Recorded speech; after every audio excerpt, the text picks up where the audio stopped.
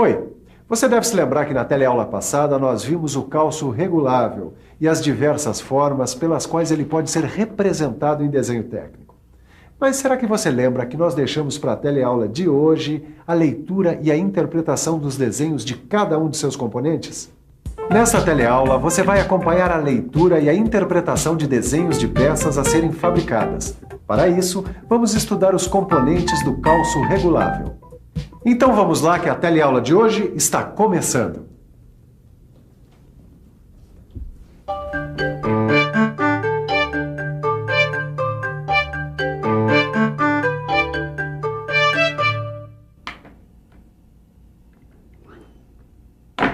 Pronto, Miguel. Agora já dá para analisar o desenho da base do cálcio regulável.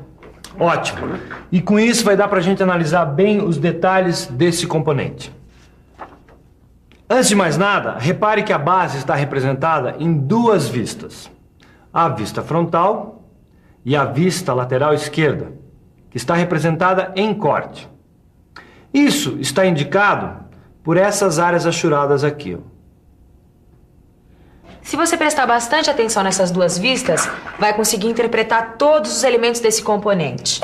O rasgo centralizado, o furo retangular e o furo passante. As cotas básicas da base são largura de 20 milímetros, altura de 70 milímetros e comprimento de 50 milímetros. Os valores das cotas básicas são tomados como referência para determinar as dimensões do material necessário para fazer a base. Ô Silva, aqui nessa lista de peças estão as dimensões necessárias para a execução da base. Nela dá para ver que o material que vai ser usado na base é o aço ABNT 1010-1020, com as dimensões 25,4 décimos de milímetro por 76,5 décimo de milímetros por 55 milímetros. E este símbolo indica que o aço é de seção retangular. Então, já que você sabe tudo sobre o material da base, nós podemos então tratar dos elementos dessa peça. As cotas do rasgo passante são comprimento de 30 milímetros, profundidade de 30 milímetros e largura de 20 milímetros. Mas pelo que está escrito aqui, a cota do comprimento é tolerada, quer dizer 30H7. É porque ela deve se ajustar à cota correspondente 30G6 do bloco IV. Ô Tito, você se lembra das tolerâncias dimensionais ABNT ISO?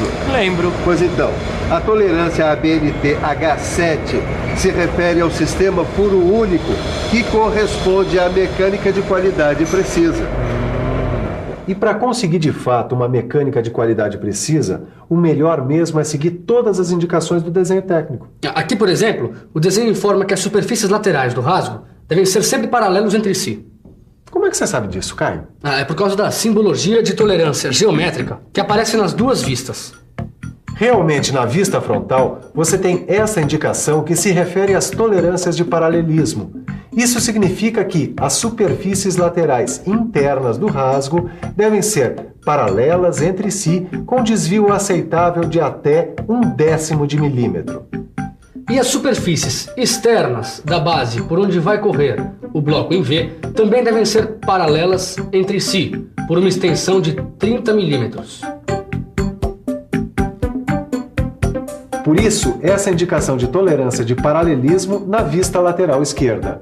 Mas além de estarem paralelas entre si, as superfícies externas devem estar perpendiculares às laterais internas do rasgo.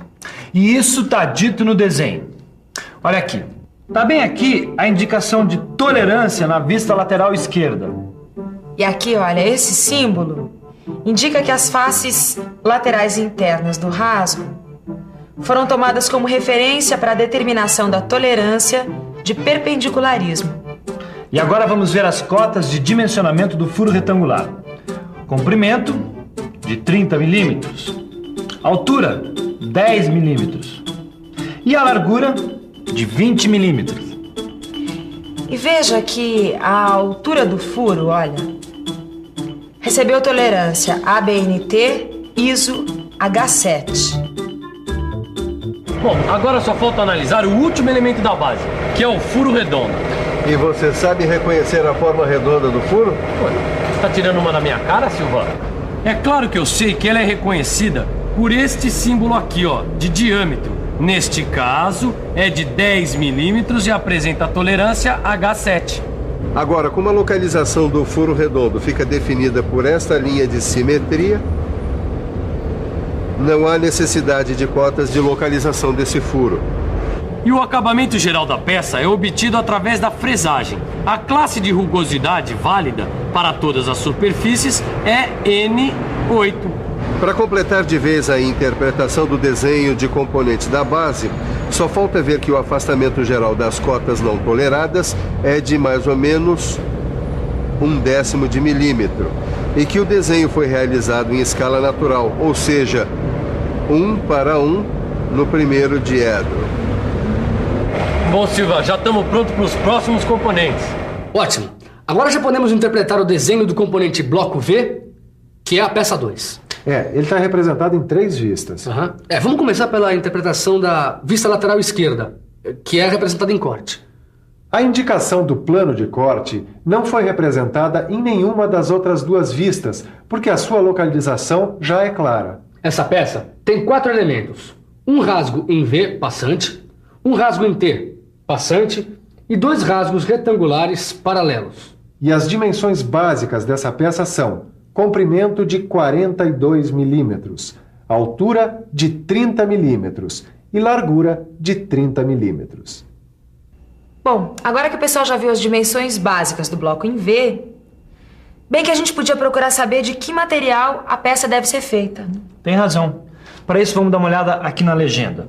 Nela, a gente já fica sabendo que o material para a fabricação dessa peça é o ferro fundido de seção quadrada, como indica este símbolo aqui. E as dimensões da barra de ferro são 35 milímetros por 35 milímetros por 48 milímetros. Bom, então agora a gente já pode analisar cada um dos elementos do bloco. Vamos lá? Repare que as medidas do rasgo em V estão indicadas na vista frontal. Essa aqui, olha. E são 2 milímetros, 11 milímetros, 20 milímetros e 90 graus. E aqui, olha, na vista lateral esquerda, está indicado o comprimento do rasgo, que vale 30 milímetros. Agora note que a linha de simetria que atravessa as vistas frontal e superior dispensa a indicação de cotas de localização do rasgo em V. Já as medidas do rasgo em T estão indicadas na vista frontal e são 3 milímetros, 7 milímetros, 16 milímetros e 11 milímetros. E a cota 30, na vista lateral esquerda, completa as informações sobre o tamanho do rasgo em T. A localização do rasgo em T é dada pela linha de simetria. Muito bem, agora só fica faltando a gente saber quais são as medidas dos rasgos retangulares paralelos desse bloco em V. Bom, deixa essa comigo, ó. Estas são as medidas dos rasgos retangulares paralelos, 20 milímetros e 30 milímetros. E a localização dos rasgos paralelos é dada pela cota 5.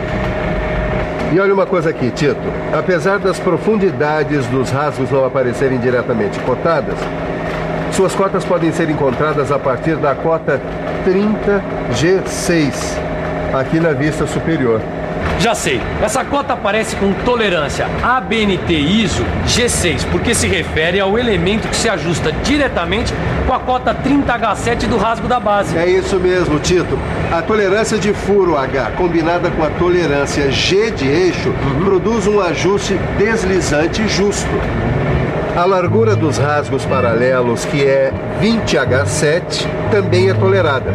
Isso porque essa superfície se ajusta com a lateral da base 20G6. É que o deslizamento do bloco em V na base do cálcio regulável depende da precisão do paralelismo e do perpendicularismo das superfícies que se ajustam. Não é por isso que foram indicados com estes símbolos as tolerâncias de posição na vista superior? Exatamente. E agora, só para arrematar, vale a pena observar essa inscrição, que indica que o acabamento geral da peça corresponde à classe de rugosidade N8. Esse acabamento é obtido pela operação de fresagem. E só para as cotas não toleradas, vale o afastamento geral igual a 0,1. Pronto, agora já dá para analisar o terceiro componente do cálcio regulável, que é o parafuso. Observe que o parafuso está desenhado nas vistas frontal e especial, sendo que as duas estão representadas em escala natural. Bom, na legenda, a gente vê que o material para a confecção do parafuso é o aço ABNT 1010-1020 com 19 milímetros de diâmetro e 50 milímetros de comprimento. Então agora vamos passar as medidas do parafuso. O diâmetro externo é de 10 milímetros. O comprimento total, 46 milímetros. E o comprimento da parte roscada, 32 milímetros. A altura da cabeça, de 2,5 milímetros.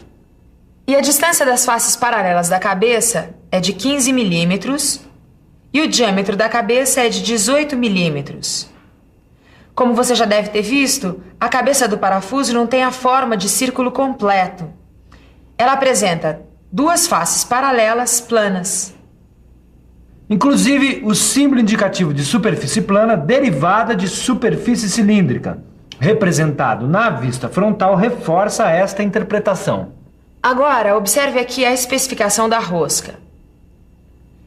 Isso quer dizer que o parafuso deverá ter rosca métrica fina ABNT ISO com 10 milímetros de diâmetro e 1,25 milímetro de passo. Agora, o acabamento geral do parafuso corresponde à classe de rugosidade N8. Titã, isso quer dizer que todas as superfícies da peça terão o mesmo tipo de acabamento.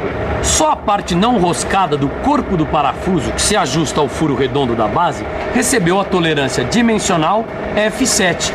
E para as demais cotas, vale a indicação de afastamento geral, mais ou menos 0,1 décimos de milímetros. Titão, você sabe que a cabeça do parafuso se encaixa no rasgo em T do bloco em V, não sabe? E daí? Daí, só que não existe a tolerância das medidas da cabeça do parafuso e do rasgo, porque a folga é acentuada. É interessante reparar que o conjunto parafuso e porca, além de servir de fixação para o bloco V, ele também serve como elemento de transmissão de movimento. Já que o conjunto parafuso-porca funciona como elemento de transmissão, que tal a gente dar uma olhada na representação da porca? Eu acho ótimo. Afinal, esse aí não é o quarto e último componente de cálcio regulável? É sim, Caio. Vamos começar analisando as estrias da porca. E o que são estrias? Olha aqui. São sulcos, arestas ou caneluras feitas na superfície de uma peça usinada. Então essa peça tem 12 estrias.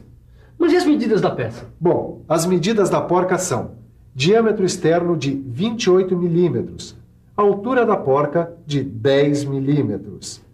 As medidas do chanfro são 2 a 45 graus. O ângulo de centro a centro das estrias é de 30 graus e o diâmetro externo da rosca é de 10 milímetros. Pera aí, Ananias. Por que a altura da porca foi tolerada com tolerância ABNT ISO? Ora, Caio, porque a porca se encaixa no furo retangular que tem a mesma dimensão nominal, também tolerada H7. Como é que eu vou esquecer isso? Então, se prepara que agora é a hora da revisão. E atenção, se liga aí que é a hora da revisão.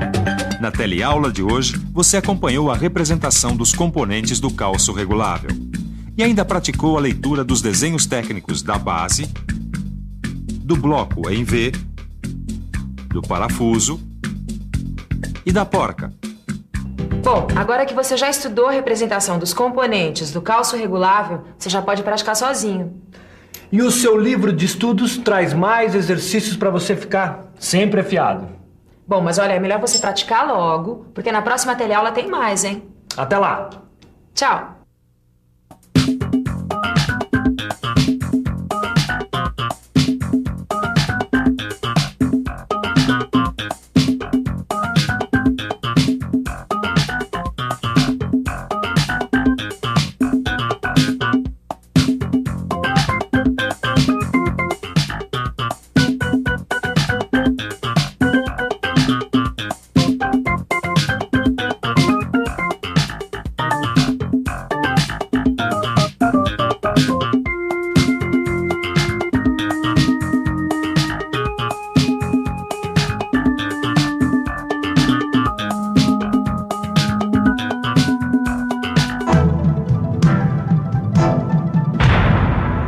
Telecurso 2000, um programa de educação do Sistema Fiesp e da Fundação Roberto Marinho.